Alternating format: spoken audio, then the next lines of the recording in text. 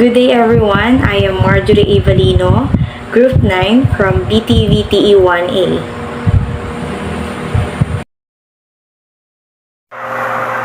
So, our topic for today is all about the handling and preservation of fruits and vegetables.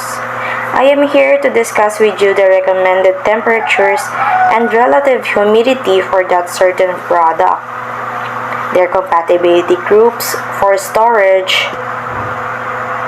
So now let us proceed. As you can see on the screen is the list of every kind of fruit and vegetables. They need to be stored with certain temperature and RH percentage. When we say RH percentage, it is the term relative humidity. It expresses the relationship between the moisture content of air at a certain temperature and the moisture content of moisture saturated air at the same temperature. It is given as a percentage from 0 to 100. 100% of RH means that the saturation with moisture, the dew point is reached.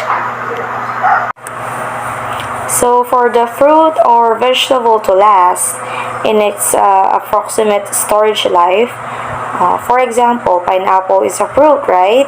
That needs to be stored at 7 to 13 degrees Celsius to retain the RH level percentage of 85 to 90 so that it will last for 2 to 4 weeks.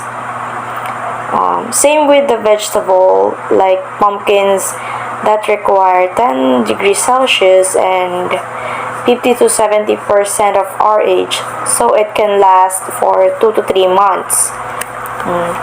And moving on to the compatibility groups for storage of fruits and vegetables. So in group 1, they require low temperature from 0 to 2 degrees Celsius, but high in RH as 90 to 95% and can produce ethylene.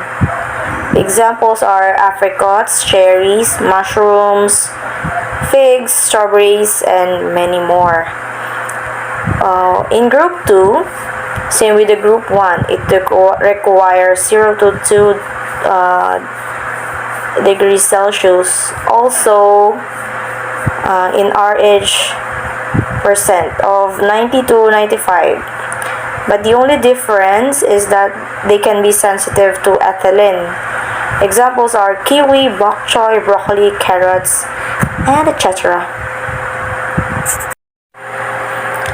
In group 3, they also require low temperature of 0 to 2 degrees Celsius, but lower in RH percent of 65 to 70, and humidity can damage these products like garlics and onions.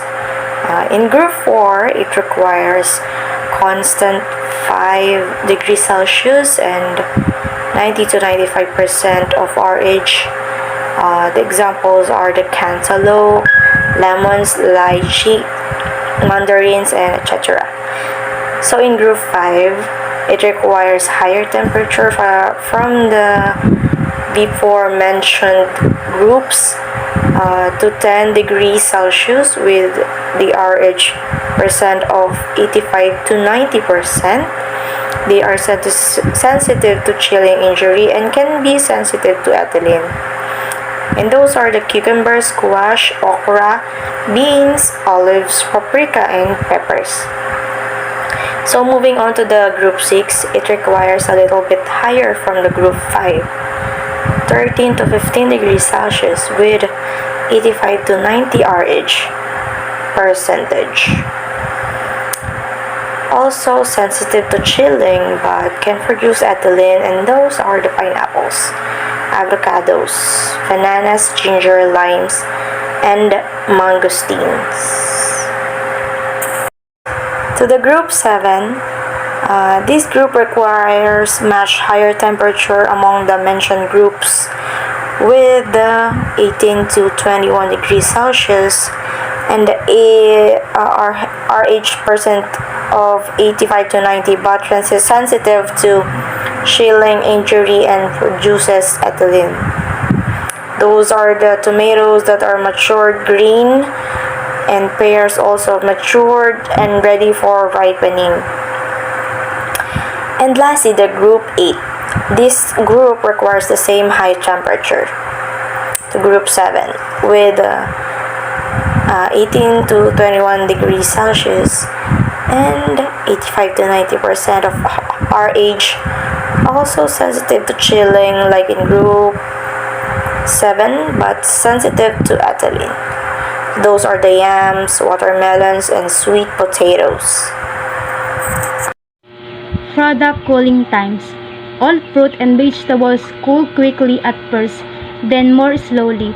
The rate of cooling by means of forced air depends on several factors. First, density of produce in the container.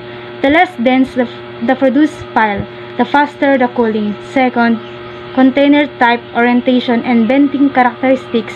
If air passes uniformly and even around the produce, cooling is faster. Next, volume to surface area of produce. The lower the ratio, the faster the cooling. Cherries cool more quickly than melons. Next, travel distance of the cooling air. The shorter the distance, the faster the cooling of the overall pile. Last, airflow capacity. The higher the airflow, the faster the cooling. The relative humidity of the cooling air has little impact on moisture loss if it is above 85% and if the cooling period is less than 1 to 2 hours. Regardless of the temperature of the cooling air or the starting temperature of the produce, the shape of the cooling curve remains the same, provided that all the other factors listed above are kept constant. Only the rate of cooling changes. The expression 7 to 8 cooling time is a standard industry term that describes the time needed to remove 7 to 8% of the temperature differences between the starting produce temperature and the temperature of the cooling medium, refrigerated air, in the case of forced air cooling. This is a convenient method for indicating when produce has come as close as possible in practical terms to the temperature of the cooling medium. The 7 to 8 cooling time is measured from the time the produce is first placed in the cooling tunnel. For example, with the air at 0 degrees Celsius, if it takes 9 hours to lower the temperature of a peach from 32 degrees Celsius on its arrival to 4 degrees Celsius. 7 to 8 cooling time is 9 hours. In other words, the temperature difference between the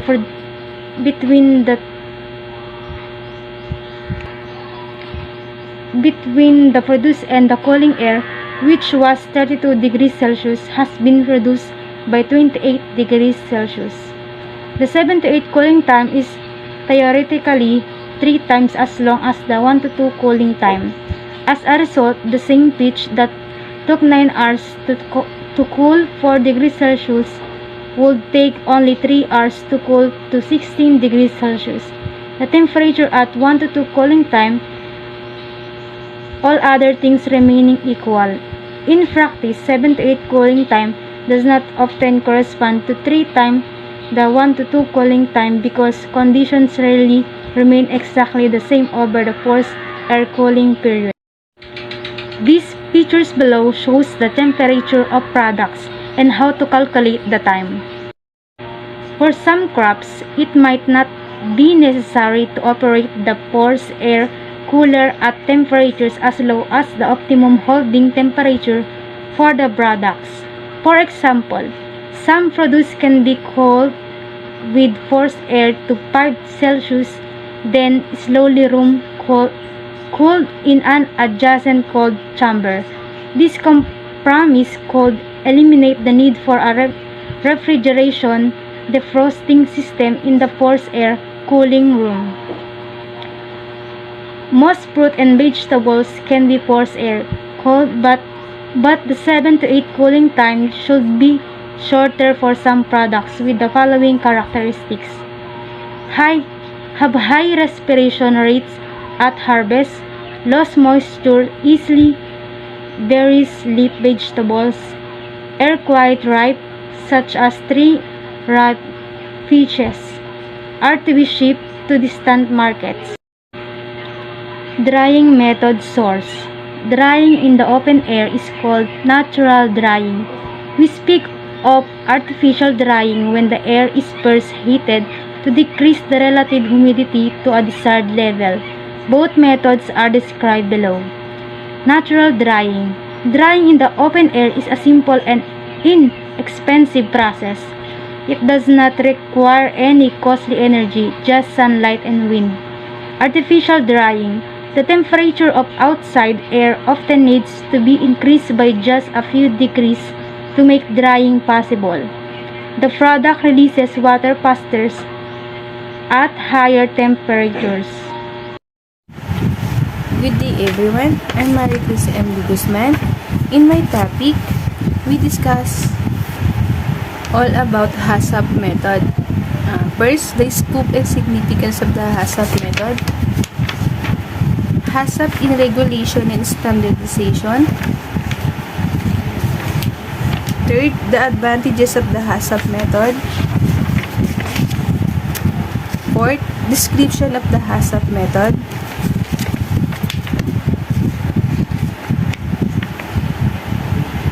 Fifth, the flowchart for the HACCP method. Sixth, implementing the HACCP method. And last, the two phases of HACCP method. Chapter 5. In this lesson, we discuss about the HACCP system or the hazard analysis and critical control point system. In this lesson, we discuss about the scope and significance of the HACCP method, description of the HACCP method. HACCP stands for Hazard Analysis Critical Control Points. HACCP is a systematic and rational study. HACCP stands for Hazard Analysis Critical Control Points. HACCP is a systematic and rational strategy for controlling hazard in order to ensure the safety of a product. It is based on a simple principle: prevention is better than cure. HACCP introduced a new approach to managing food safety and quality, with an emphasis on inspection and improvement during production, rather than an finished product inspection. HACCP regulation and standardization. The HACCP strategy is currently recognized by many international bodies as the most reliable tool in guaranteeing food safety. The Codex Alimentarius Commission, an international body responsible for harmonizing food safety regulation, decided to use the HACCP system as the reference standard. European regulation on food hygiene therefore applied the HACCP system as the reference standard for food safety management. The European Economic Community, or EEC, following the recommendation of the Codex, introduced the HACCP method in Directive of June 1993 on the hygiene food stuff. More recently, Regulation number 852/2004 of the European Parliament of the Council on the Hygiene of Foodstuff, which suspend Directive EEC and which entered into force on January 1, 2006. It requires food business operators to develop, implement, and maintain a permanent procedure based on HACCP principle. However, it's important to note that HACCP is not a standard as such in the strict sense of the term. The advantages of HACCP method are the following. HACCP can be applied throughout the food chain, from primary production all the way to the consumption stage. HACCP offers a systematic approach that addresses all aspects of food safety based on scientific evidence. It identifies hazards and focuses on those which management is essential for food safety. HACCP enables compliance with legal requirements for ensuring and managing the safety and quality of product sold. HACCP help businesses meet customer requirements. Large retailers are increasingly sensitive to hazards and their control and request their type of strategy. Having a HACCP system boosts the confidence of trading partners, thus making international trade more straightforward. HACCP also can be easily integrated into existing quality management systems. It provides a clear methodology for developing a specific food safety plan. And through its prevention-based approach at all stages of the production process, HACCP can help reduce the risk of non-conformity that may arise during inspection of the finished product. Description of the HACCP method. In this picture, you can see the cycle. HACCP is based on basics principle. The first principle is conduct hazard analysis. Principle 2, identify critical control points or CCP. Principle 3, establish critical limits. Principle 4, establish a CCP monitoring system. Principle 5, establish corrective action to be taken when monitoring indicates that CCP is not under control. Principle 6, establish verification procedure for ensuring the HACCP system is working as intended. And last, the Principle 7, establish files and maintain records. Next, this slide, you can see the flowchart for the HACCP method. On a practical level, the HACCP method is implemented in logical sequence based on 4 points. The first, hazard analysis. Second, identifying critical control points. Third, managing critical control points. And last, validating the management system.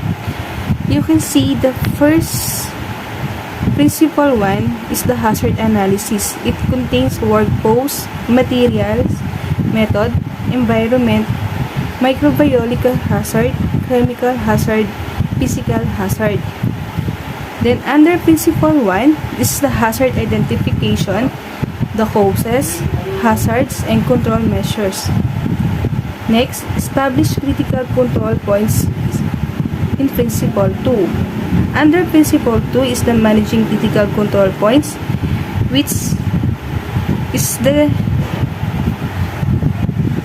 below the managing critical control points is the principle 3, the critical limits. Principle 4, the monitoring system. Principle 5 is the corrective action. And then the last is validating the management system, which include principle 6, the verification, and the last principle 7 is the documentation. In this next slide is the implementing the HACCP method. Prerequisite programs or PRP. In this slide, you can see like a tree that contains the 7 principles. The principle 1, analysis the hazard. Principle 2, identify CCPs. Principle 3, establish critical limits. Principle 4, establish monitoring action. Principle 5, establish corrective action. Principle 6, verification. And last is Principle 7, documentation. Under the tree, we have the roots of HACCP. It contains personal hygiene, pest control, transport, water, cleaning, disinfecting, product protecting, premises, equipment, clothes, and storage.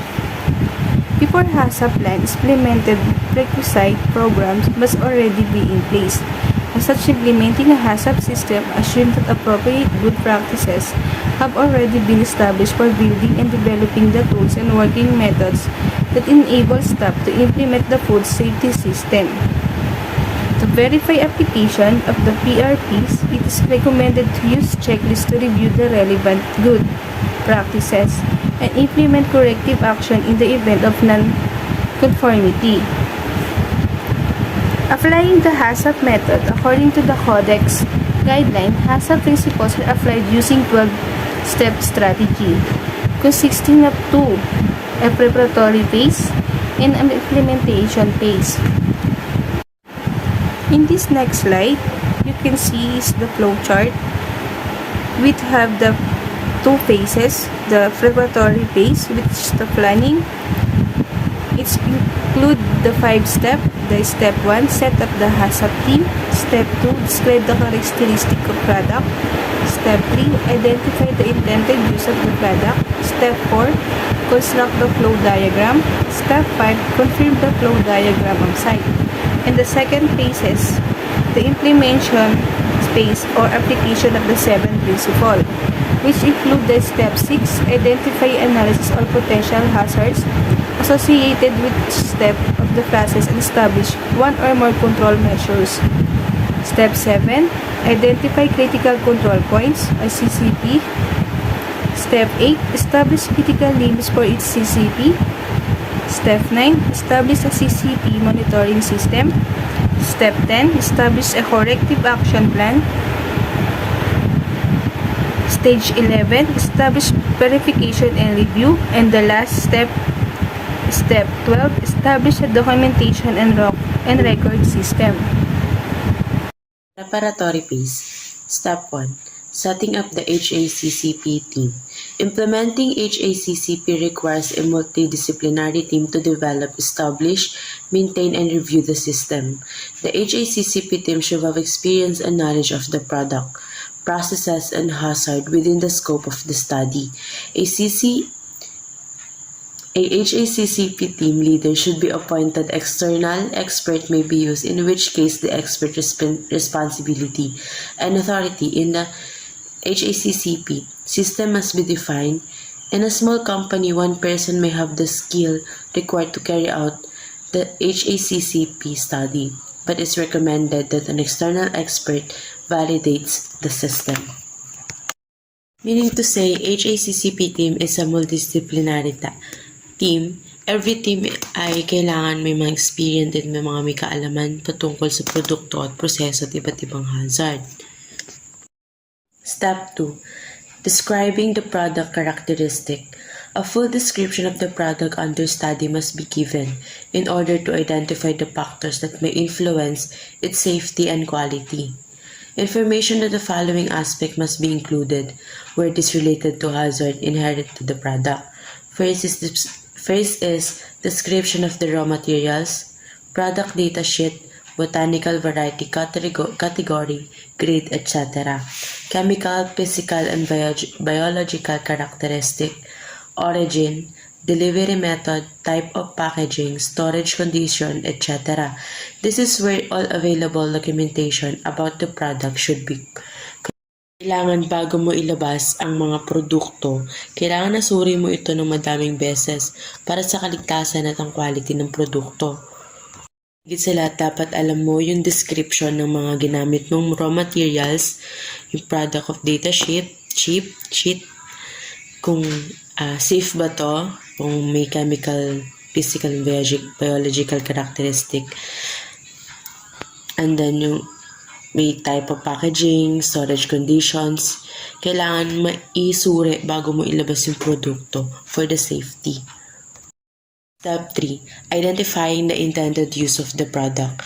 The potential user and or consumer of the product should be identified, and any group recognized as vulnerable should be indicated. Foreseeable deviations for normal usage should also be taken into account. Alam mo sa lugar kung essential ba yung produkto mo or afford ng mga tao, At higit sa lahat, dapat may sapat itong label para ma-identify ng maayos or ng consumer mo. Step 4. Constructing the flow diagram. This involves creating a detailed schematic representation of all steps of the operation. To be followed during the production process, it summarizes the main stage of the production process from receipt of the raw materials to the shipping the finished product. The chart should be accompanied by the diagram illustrated the movement of materials, ingredients, packaging, etc. This diagram should help to highlight any areas of potential cross-contamination at the premises, cloak rooms, toilets, waste collection area, etc.